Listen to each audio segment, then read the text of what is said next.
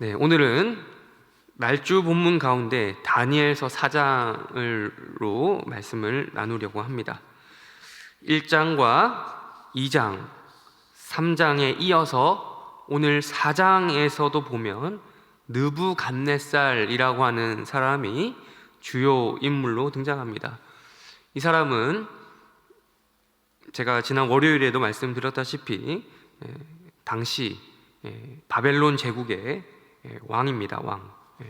왕으로서 그냥 왕이 아니라 정말 중요한 역사에 여러 번 기록이 되어 있는 그런 위대한 왕인데, 그 사람이 성경에서 다니엘서에서 주요 인물로 등장하게 됩니다.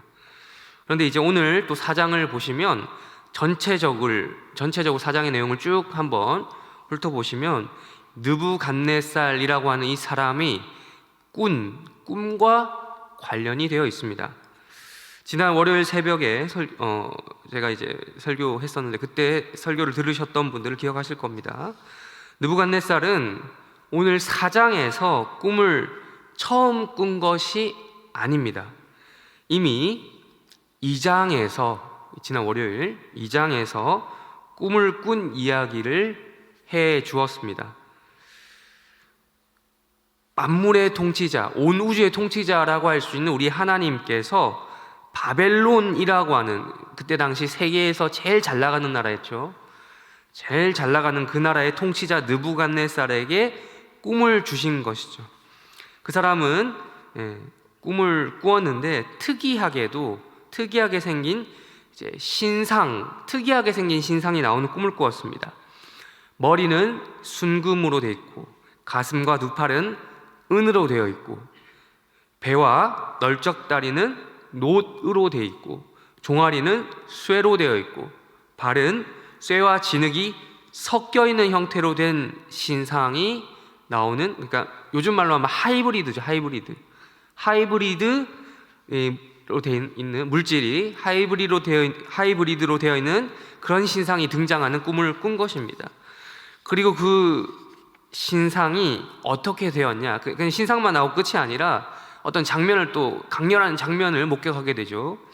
그 신상이 손대지 아니한 돌이라는 게 나오는데, 그 옛날 개역 한글 성경에서는 뜨인 돌이라고 표현을 했었죠.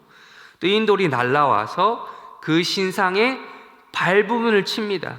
그리고 그 신상 전체가 산산조각 나는 장면까지 이제 이 환상이 이어집니다. 그러나 이 꿈은 느부갓네살만 알고 있었던 어떤 비밀스러운 것으로 남을 뻔했지만 아무도 그 꿈을 몰랐잖아요. 왕도 자기 자신이 일부러 안 가르쳐준 건지, 자기도 뒤숭숭한 꿈을 꾸어서 생각이 안 난 건지, 정확히 그것에 대해서는 성경에서 이야기하고 있지 않아서 모르겠지만, 어쨌든 이 꿈을 느부갓네살만 알고 꾸고 넘어간 그 어떤 비밀스러운 무언가로 남을 뻔했는데 그러지 않았습니다. 다니엘, 이 선지자 다니엘 또한 밤의 환상을 통해서 이 느부갓네살의 꾼 꿈의 내용뿐만 아니라, 내용만 알았으면 이제 너무 신기하다고 넘어갔겠지만, 그 꿈의 해석까지 알게 될 수 있었던 거죠. 다니엘을 통해서요. 분명 다니엘 자신이 스스로, 다니엘이라는 사람 자체가 가지고 있는 총명함이 있긴 있었을 겁니다. 총명함이라고 하는 재능, 그 사람이 가진 그 자질 같은 거 있잖아요. 그런 것들이 있었겠지만, 근데 지금 이 과정, 환상을 다니엘이 보고 또 그 환상에 따른 해석을 해주는 이러한 과정을 단순히 다니엘 한 사람의 재능 정도로 이해하기에는 그 재능의 수준을 훨씬 넘어서는 영역의 일이라는 것이죠. 다니엘은 하나님께 계시를 받은 내용을 바탕으로 이것에 대한 자세한 해석까지 선포하는 사람, 즉 말 그대로 제가 아까 방금 말씀드린 바대로 이 사람은 선지자였습니다. 선지자. 우리는 다니엘을 단순히 바벨론에서 그가 가진 신분 있잖아요. 세속적인 신분, 이 총리라는 신분 있잖아. 나중에 가지게 될 그 총리라는 신분만으로 판단해서 그 총리라는 그 직함 안에 가두어 두어서는 안 됩니다. 말하자면 다니엘은 세상 나라에서 살아가기 위해 어떠한 특별한 목적을 가지고 바벨론의 총리라고 하는 그러니까 그 직함을 일종의 위장 취업을 한 것입니다. 위장 취업을 했던 것이고, 그 사람의 본래 직업은 무엇이냐? 선지자였던 것이죠. 다니엘은 이미 무너졌던 이스라엘 땅에 그 경계를 넘어서서 하나님께서도 다 계시는데 여기만큼은 안 계시겠다라고 했던 이방 나라의 중심지, 하나님 나라의 모태, 그 모형이라고 할 수 있는 이스라엘을 무너뜨린 그 강력한 원수라고 할 수 있는 이 바벨론의 한복판 중심에서도 하나님께서 지금 살아 계시다라고 하는 것을 꿈과 환상을 해석해서 선포해 주던 선지자였던 것입니다. 그러니까 이 선지자의 활동 반경이 지금 이스라엘을 넘어서는, 그리고 국제적이고 우주적이다라는 것을 지금 하나님께서 다니엘을 통해서 일하고 계신 것이죠. 이것이 바로 다니엘이 열왕기와 같은 이런 역사서, 사무엘상하, 열왕기상하 이런 등등의 역사서로 포함이 되지 않고 이사야, 예레미야, 에스겔에 이어서 선지서에 포함된 이유입니다. 2장의 시점에서 보시면, 2장의 시점으로 다시 한번 돌아가서요, 느부갓네살도 밤에 꿈을 꾸고 다니엘도 밤에 꿈에 대한 내용과 해석이 담긴 환상을 보았다. 둘 다 뭔가 봤다라고 말씀을 드렸었습니다. 이어 다니엘은 느부갓네살에게 자세히 그 꿈에 대하여 설명해 주면서 이렇게 이야기했었죠. 영원히 망하지 않을 한 나라가 있다라고 말해 주었죠. 하나님께서 그 한 나라, 영원히 망하지 않을 그 한 나라를 세우실 것이다 라고 하면서 미래에 있을 일들을 예언해 주었습니다. 그 예언의 말씀에 느부갓네살이 반응을 했습니다. 어떻게 반응을 했냐? 무시하거나 그거에 대해서 화를 낸다거나 그런 반응이 아니었습니다. 아주 긍정적으로 반응을 했죠. 소위 말하자면 은혜를 받은 겁니다. 다니엘의 해석에. 당시 시대적인 배경에 따르면 바벨론에 있는 나라 자체가 상당히 과학적으로, 천문학적으로 탁월하고 뛰어난 나라였습니다. 점성술 이런 거 있잖아요. 우리가 지금 그걸 점성술하면 미신 정도로 치부할 수 있는데, 그게 아니라 그때 당시 상당히 높았던 그 문화와 그 과학과 그런 것들의 학문적인 수준이 발달했다라고 보시면 됩니다. 그런 나라에 그런 나라에 얼마나 많은, 국제적인 나라이니까 얼마나 많은 유수한 천재들이 수두룩하게 모여 있었겠습니까? 똑똑한 사람들. 그런 곳이 바벨론 왕궁이었지만 그들은 느부갓네살 왕의 꿈 하나도 알아맞히지 못했던 것이죠. 그런 가운데 바벨론에 의해서 망한 여러 작은 나라들 중에 하나에 불과한 유다라고 하는 그 출신의 젊은이 다니엘이 지금 자기의 꿈이 무슨 꿈이었는지 알아맞힌 것도 되게 신기했을 텐데, 그것을 해석도 하고 더불어 예언까지 해주었으니 얼마나 놀라웠겠습니까? 말 그대로 다니엘을 통해서 이 느부갓네살은 하나님의 위대하심을 깨닫게 된 것입니다. 하나님의 영광을 어렴풋이나마 체험하게 되었던 것이죠. 아까 말씀드렸다시피 이 왕이 은혜를 받은 겁니다. 그런데 이 느부갓네살, 이 사람이 은혜를 받긴 받았는데 은혜 받은 티를 좀 이상하게 내는 거예요. 날짜 보면 어제 내용인데요, 다니엘서 3장에 가시면 이런 행동을 합니다.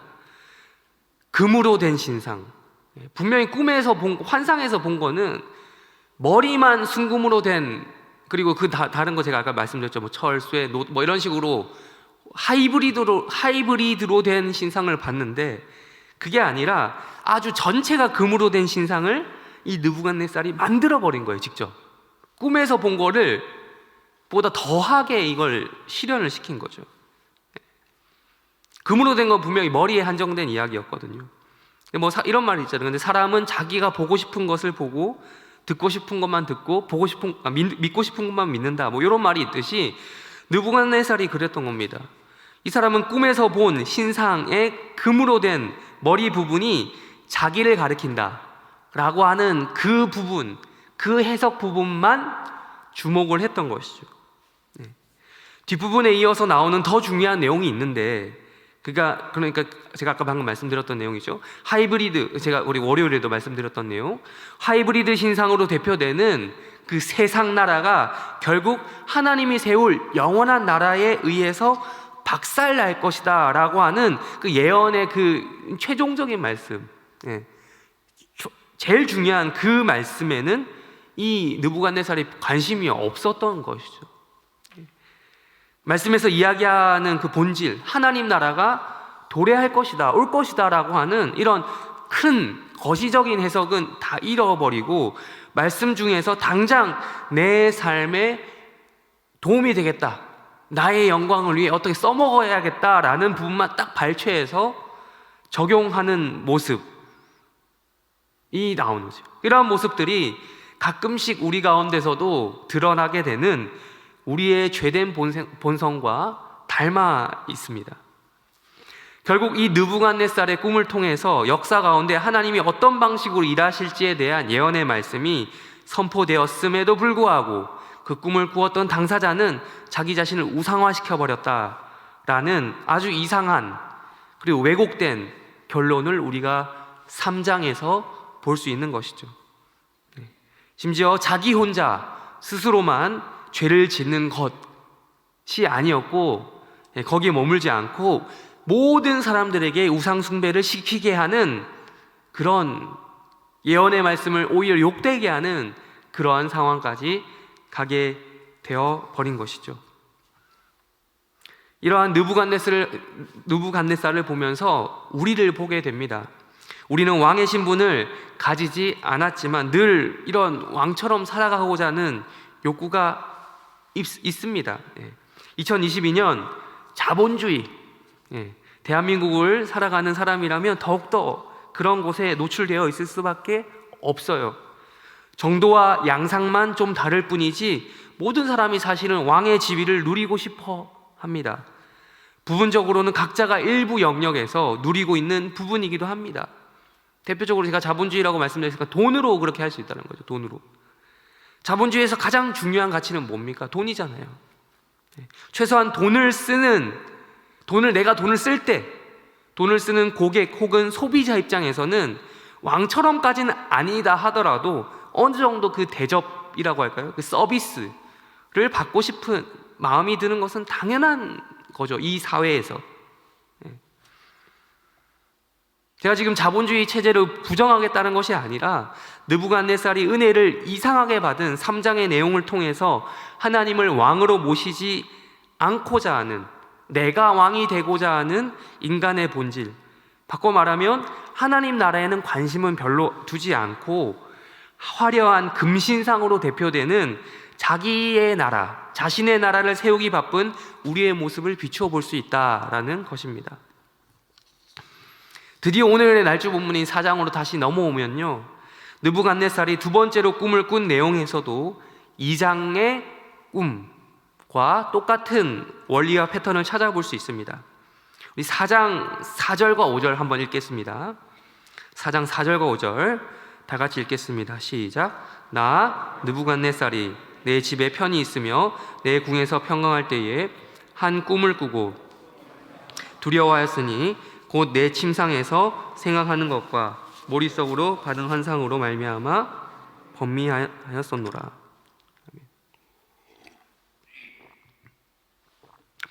지난번 그때 2장에서 처음 꿈을 꿨을 때처럼 느부갓네살이 꿈을 꾸고 또 환상을 보았지만 번민하였습니다. 그때처럼 바벨론 천재들을 모아서 또 어떤 걸 좀 해석해 보려고 했습니다만 역시나 이번에도 다니엘이 나서게 되었습니다. 9절과 10절 이어서 읽겠습니다. 9절과 10절 이어서 읽겠습니다. 시작. 박수장 벨드사사라, 네 안에는 거룩한 신들의 영이 있은즉 어떤 은밀한 것이라도 내게는 어려울 것이 없는 줄을 내가 아노니 내 꿈에 본 환상의 해석을 내게 말하라.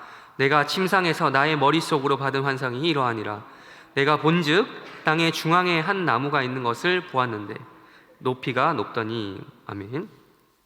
역시 이번에도 느부갓네살이 꿈과 환상을 보았던 것처럼 다니엘도 느부갓네살만 뭔가를 본 게 아니라 다니엘도 뭔가 볼 수 있었던 것이죠.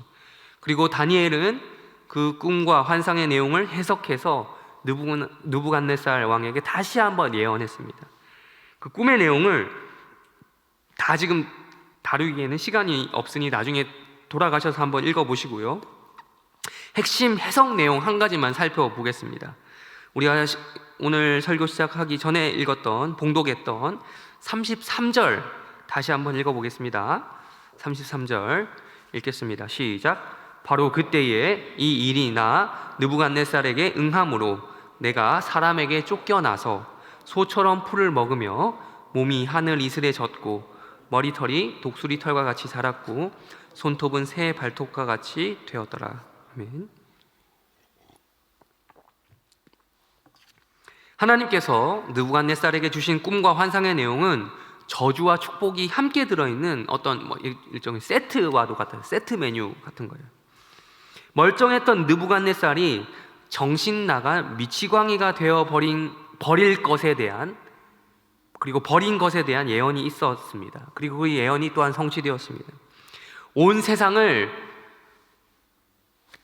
호령하던 위엄은 온데간데 없고 말 그대로 짐승이 되어버린 거예요. 짐승.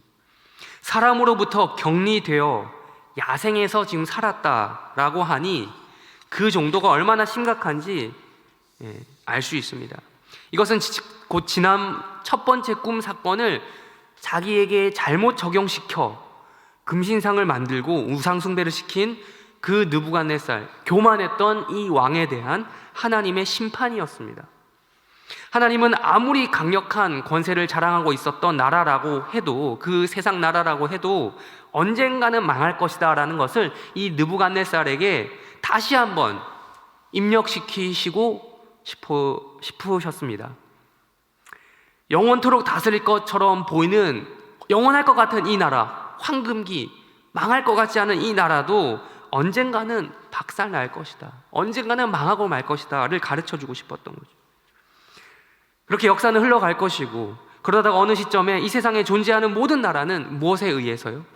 그 하나님 나라에 의해서 박살날 것이다. 그러니 세상 나라에서 절대적인 권력이라고 해서 자신의 권세를 믿지 말라, 교만하지 말라, 그리고 겸손하라 라는 뜻에서 지금 이 예언의 말씀을 주셨고 또한 성취하셨습니다.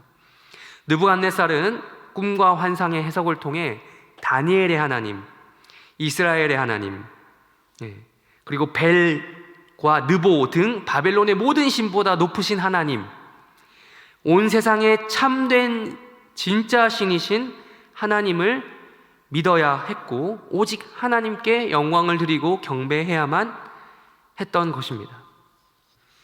설교를 정리하겠습니다. 우선 이 새벽에 말씀을 듣기 위해 나온 우리 해림교회 성도들을 축복합니다. 그럼에도 이 말씀을 어떻게 이해하느냐, 우리가 말씀을 늘 듣잖아요. 말씀을 늘 듣는데 이 말씀을 어떻게 이해하느냐, 어떤 식으로 받아들이느냐, 어느 정도로 적용시키느냐라는 것은 우리의 몫입니다. 첫 번째 꿈의 해석을 이 느부갓네살 왕이 아주 부분적으로 취했다. 그래서 그것을 우상숭배로 적용시켰다라는 것을 제가 말씀을 드렸습니다. 이 느부갓네살처럼 하면 안 되는 것입니다. 언젠가는 없어질 내 나라 확장하는 그런 일보다, 그런 사업보다 언젠가는 썩어 없어질 나를 위한 나의 금신상을 세우기보다는 망하지 않을, 그리고 영원할 하나님 나라를 세우는데 관심을 가져야 한다는 것입니다. 또한 오늘도 그 나라의 주인이 되시는 하나님께 경배와 찬양을 올려드리는 삶을 살아야 한다는 것입니다. 그렇지 않을 경우 하나님께서는 그 고백을 받아내기 위해서 어떠한 수단과 방법을 가리지 않으실 것입니다. 바로 느부갓네살의 예처럼 우리를 짐승과 같이 비참한 상태로 만들어서 낮추실 수도 있습니다. 다른 사람으로부터 격리돼서 생활해야 될 정도로 낮추실 거라는 거예요. 왕의 대접을 받던 사람이 인간 취급도 못 받을 정도로 지금 낮추는 것을 우리가 봤어요. 그럴 수 있다는 거죠. 그러나 감사하게도 또 감사한 것이, 그 와중에 감사한 것은 거기에는 기한이 있는 것입니다. 34절. 우리 34절 말씀 한번 읽어볼까요? 34절 읽겠습니다. 시작. 그 기한이 참에 느부갓네살이 하늘을 우러러보았더니 내 총명이 다시 내게로 돌아온지라. 이에 내가 지극히 높으신 이에게 감사하며 영생하시는 이를 찬양하고 경배하였나니 그 권세는 영원한 권세요 그 나라는 대대에 이르리로다. 아멘. 기한이 있는 거예요. 감사하게도 하나님께서 우리를 짐승과 방불한 존재로 낮추시는 이유는 굴욕을 주기 위한 그 자체의 목적이 있는 것이 아닙니다. 이 말씀을 보면서 저는 느부갓네살이 부러웠습니다. 그가 단순히 세상을 쩌렁쩌렁하게 호령했던 그런 어떤 세상의 패권을 장악했던, 그래서 역사책에 이름을 거창하게 남긴 인물이라서 그런 게 아닙니다. 느부갓네살이 이런 어떤 정말 왕 중에서 특별한 왕이라서 부러운 것이 아니라 그가 아주 이러한 굴욕적인 과정을 겪었음에도 결국은 이 기간이, 굴욕적인 기간이 끝나고 결국은 하나님께 돌아왔다는 사실입니다. 그리고 자신이 꾼 꿈과 환상을 통해 하나님께서 보여주시고자 했던 본 목적인 하나님께 영광과 경배와 찬양을 올려드리는 것이 이 사람의 인생 가운데 성취되었다라는 사실 때문입니다. 동시에 언젠가는 망하게 될 세상 나라의 중심부인 바벨론 땅에서도 영원히 망하지 않을 하나님 나라에 대한 가치를 선포하는 영광스러운 임무를 맡았기 때문입니다. 이는 곧 당대에 자신이 다스리는 모든 그 범위 안에 속한 바벨론 제국의 백성들에게 오늘 4장에서처럼 공식적인 문서, 조서로 선포함으로써 복음을 전하였던 것이죠. 우리말로 말할 것 같은 복음을 전한 것이죠. 그리고 후대에 다니엘서에 기록된 말씀을 통해서 이 성경을 읽게 되는 모든 사람들에게도 역시나 복음을 전한 것이죠. 오늘도 우리는 하루를 시작하게 됩니다. 이 새벽 시간을 기준으로 시작으로 세상의 중심 바벨론의 한복판이라고 할 수 있는 대한민국의 중심 서울과 수도권을 살아가는 우리 해림교회 성도들 가운데서도 영원한 나라, 망하지 않을 그 나라, 하나님 나라에 대한 소망이 넘쳐나시기를 바랍니다. 또한 하나님께 영광 돌리며 경배하는 하루, 찬양하는 인생을 살아가시기를 바랍니다. 또한 바벨론 한복판에서도 그 나라를 내가 있는 그곳에서, 그 영역에서 선포하며 복음을 전하시는 고귀한 자들, 왕과 같은 자들이 되기를 축원하며 설교를 마치겠습니다.